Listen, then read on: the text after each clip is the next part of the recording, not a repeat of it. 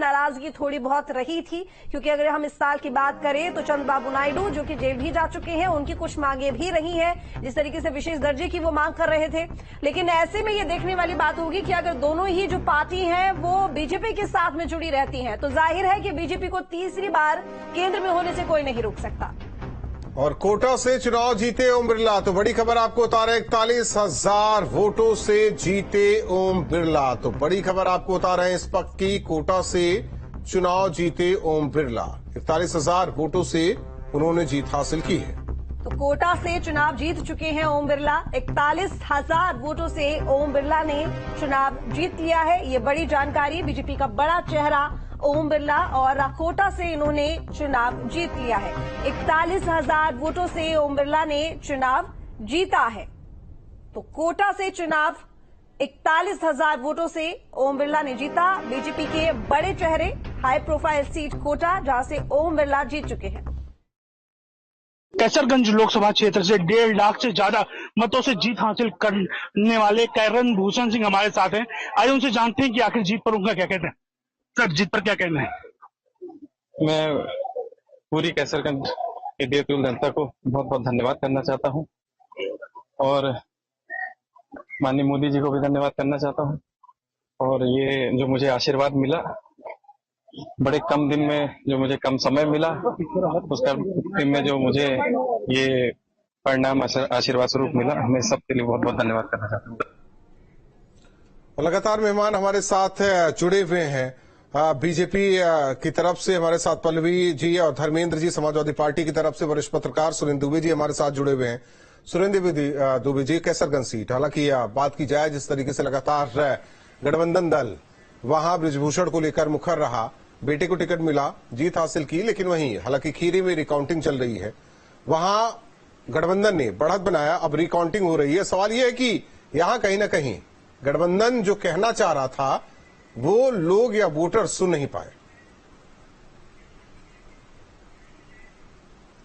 आवाज आ रही सुरेंद्र जी? भूषण वाली जो सीट है कैसरगंज, हाँ आ रही, करण भूषण वाली जो सीट है कैसरगंज की, उस पर करण भूषण की जीत ये दर्शाती है कि अपने जो ब्रजभूषण शरण सिंह हैं, उनका जलवा उस सीट पर बरकरार है।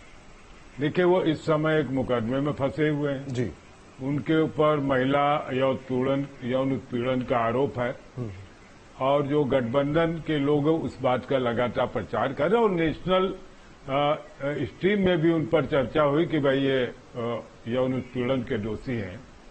लेकिन इसके बावजूद उनके बेटे का जीत जाना 1.5 लाख वोटों से, ये दर्शाता है कि ब्रजभूषण शरण सिंह की पकड़ अपने इलाके में मजबूत है, और ये भी बताता है कि बीजेपी ने भले उसकी बदनामी हुई हो, लेकिन अंततः करण भूषण को टिकट दे करके एक सीट अपनी पक्की कर ली, क्योंकि अगर उनको टिकट नहीं देते तो फिर जाहिर था कि ब्रजभूषण शरण सिंह जो भी भाजपा का कैंडिडेट होता उसका विरोध कर सकते थे। तो मैं उनकी व्यक्तिगत जीत मानता हूं, पार्टी की जीत उसमें नहीं है।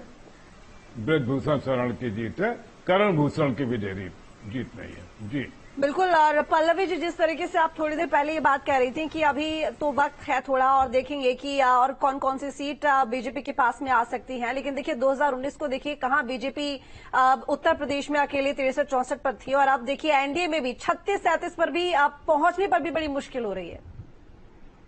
देखिए, इस पे मैं बोलूंगी कि बिल्कुल मंथन करने की, देखने की जरूरत है कि क्यों सीटें कम हो गई इतनी ज्यादा। उसके उलट दिल्ली वगैरह में देखेंगे तो थोड़ा हमें सही नतीजे थोड़े ठीक आ रहे हैं। पर हाँ, सबसे ज्यादा दिक्कतें या परेशानियां जो हमें हुई हैं वेस्ट बंगाल में देखेंगे या उत्तर प्रदेश में देखेंगे, यहाँ पे हुई, इस पे मंथन करने की आवश्यकता है। 2-3 दिन में इस पे समझ में आएगा कि क्या हुआ, क्यों ऐसा हुआ। तो ये तो मैं बिल्कुल मानती हूँ। पर अगर मैं ओवरऑल देखूंगी तो ओवरऑल भारतीय जनता पार्टी अभी भी राष्ट्र की सबसे बड़ी पार्टी बनकर उभर के आई है। अभी इलेक्शन कमीशन की जो डेटा है उसके अकॉर्डिंग अभी 242 सीटों पे है, जिसमें से कुछ जीत चुकी है, बाकी जगह पे बढ़त बना के चल रही है। तो उम्मीद यही है कि जो थोड़ा जो 29-30 सीटों का जो डिफरेंस है, शाम तक रिजल्ट आते आते, परिणाम आते आते, हमें उम्मीद है कि बहुमत की तरफ हम बढ़ते हुए नजर आएंगे। और एनडीए तो सरकार बना रही है, बिल्कुल आगे आके चल रही है, लेकिन फिर भी इसमें मंथन करने की